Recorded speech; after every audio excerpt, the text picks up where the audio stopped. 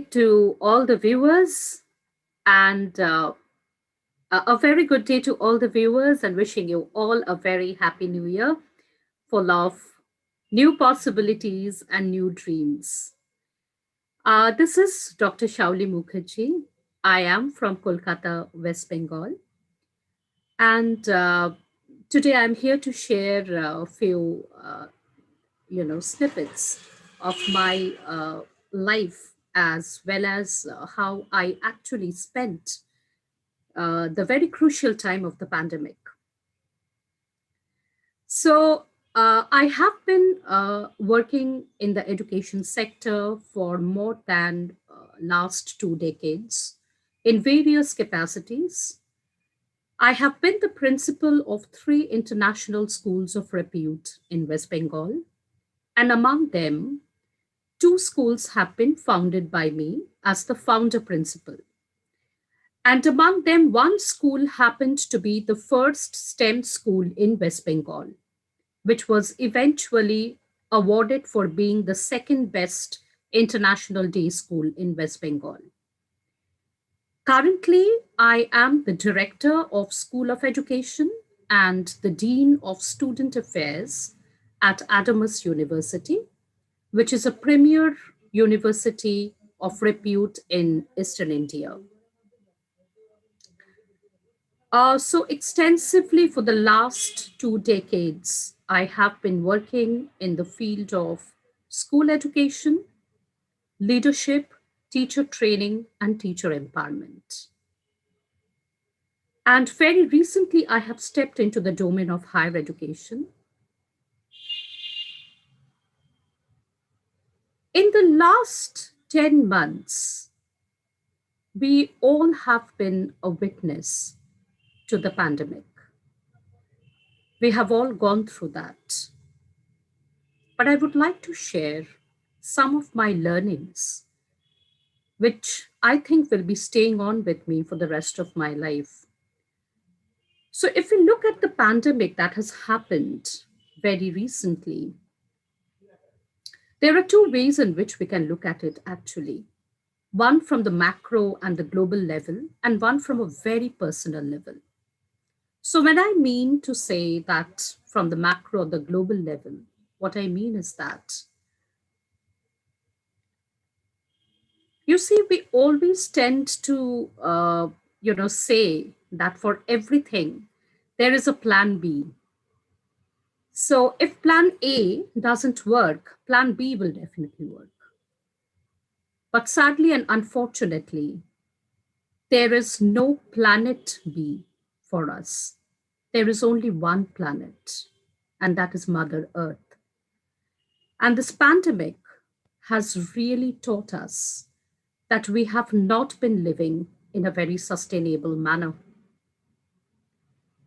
So, if we look at the other forms of life, like the birds, the animals, the worms, the insects, they all add to the ecological well being and the balance of the world, except the human beings, perhaps, who are at the consuming end, who have gone on consuming without contributing meaningfully to the world, and has caused a massive damage to the ecological balance for his own selfish needs and motives.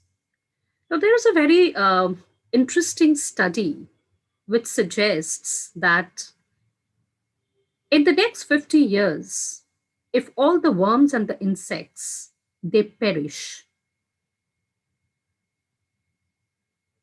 the life will come to an end. I mean, the world will come to an end. But if the human beings perish, all human beings perish, in the next 50 years, the world will flourish. This is very, very ironic.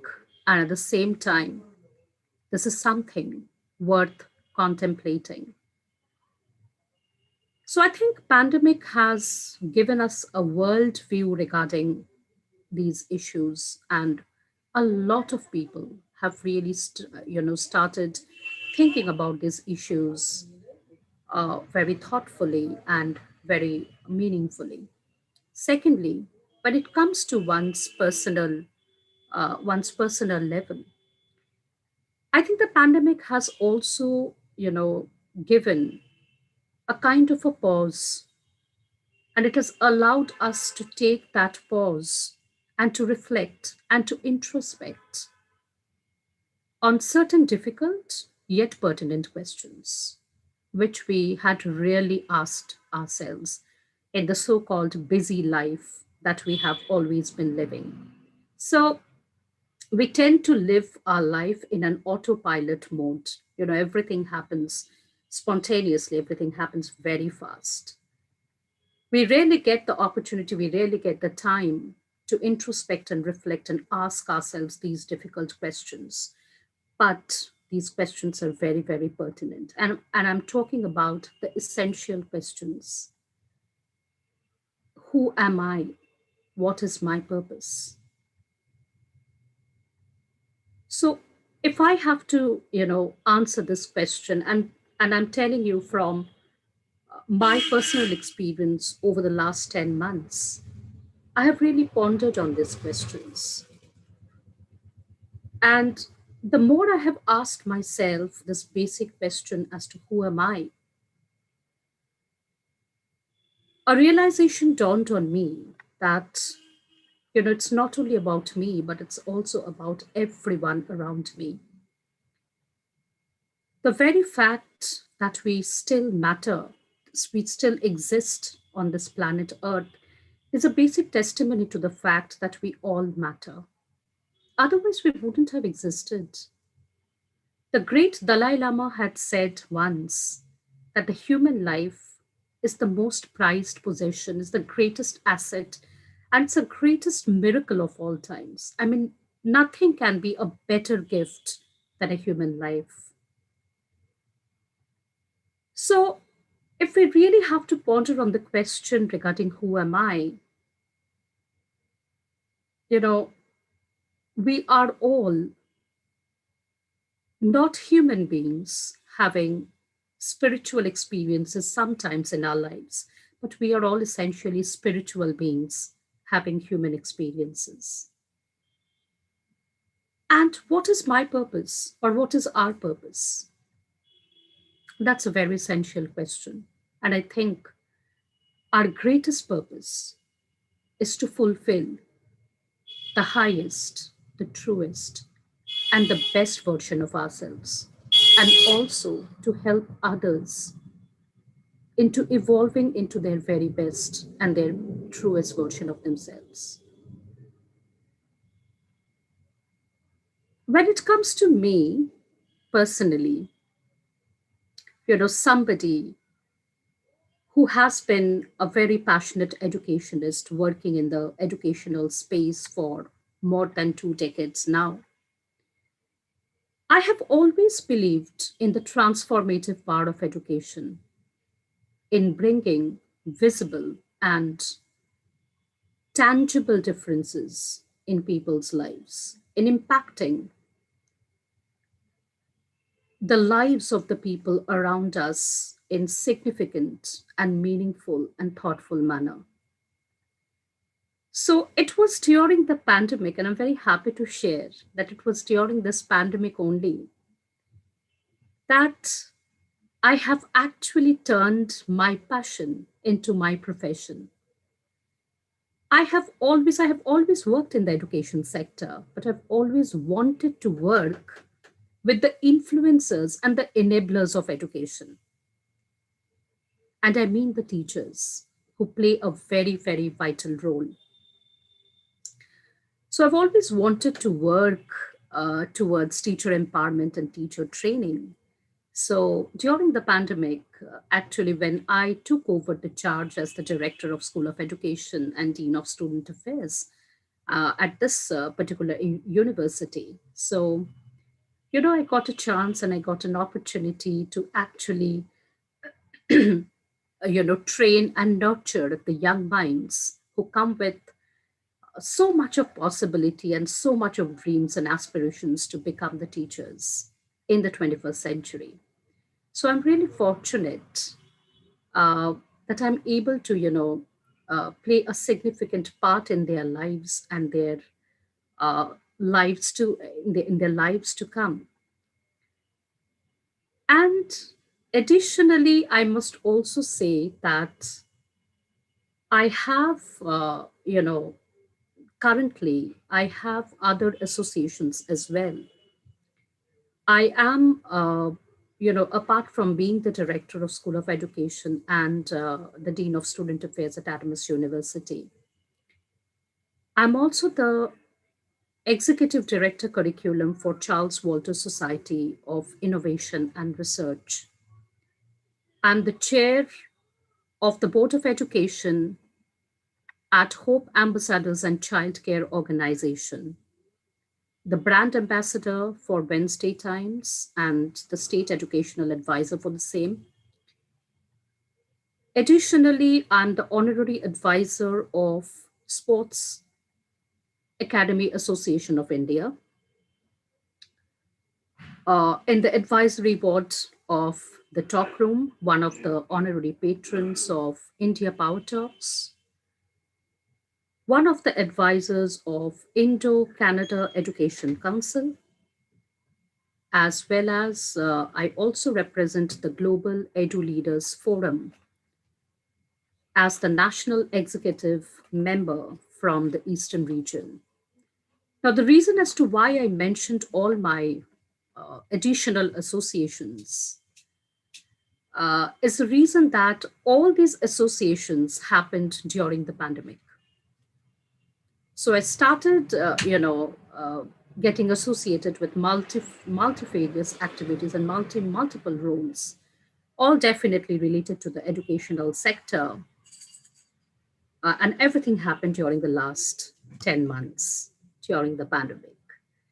So what I'm trying to say is that learning has never stopped, even during the pandemic. The work has never stopped. And the people who really want to do something significant, their work also has never stopped and will never stop. So, pandemic or no pandemic, the life goes on. And to conclude with, I would also like to share certain things which I believe very strongly. I always feel that, great and potential opportunities always come in our lives in the guise of a challenge. But we must remember that the challenges come in our lives to make us into a much better, stronger, and a confident version of ourselves. So it is completely up to us that, whether we would look at that particular challenge as a kind of a problem or as a kind of a potential opportunity. So it completely depends on us. It depends on our perspectives. That whether it's going to make us better or bitter, whether it's going to make us a victor or a victim, I think the choice always lies with us. Uh, I would also like to say that, you know, this is also something which I have learned and I have always believed in. And it is especially very much relevant in the present context of the COVID times. That the pandemic has actually, made us realize that if we have to really survive and at the same time thrive in the VUCA world, which is volatile, uncertain, complex, and ambiguous. So, if we have to survive and at the same time thrive in the VUCA world, we cannot be complacent. We cannot stop learning at any point of time. We have to be continuous learners. And oftentimes, we have to unlearn and relearn. And we have to keep ourselves motivated to remain lifelong learners. And at the same time, I think that if there is a greater purpose behind whatever you are doing, that purpose is a kind of a very, very strong magnet, which does not only pull you towards your vision, but it often pulls others who tend to believe in whatever you're doing, and they start becoming a part of your vision and mission. Because it is something which is very relevant that the world does not care how much you know. What the world cares is what you do with what you know. And for that, I think it is very important for every one of us to realize why we are doing what we are doing. Because the world does not change even a bit by the enormous quantity of knowledge that you may be having, or the plethora of experiences that you may be having with you. But the world definitely gets changed, and it gets better if you decide to use your unique gifts, your unique talents to make a real difference in the lives of the people around you. So I think it's very vital that, you know, we need to create a greater purpose for our lives, for our work, and for everything that we do. And I think if we are able to do that, the rest falls in place. In conclusion, I would also like to say again, one of my learnings during these unprecedented times. If we can, if you're able to make a very, very vital and essential shift from competition to collaboration, and from collaboration to contribution, I think life becomes an amazing experience. You see, why I mentioned competition in the very first place? It's because somehow our brains are hardwired into believing that competition is a key to our success. Right from the times of Charles Darwin, that if you have to survive, you have to be the fittest. I mean, survival of the fittest. So competition is the key for our survival.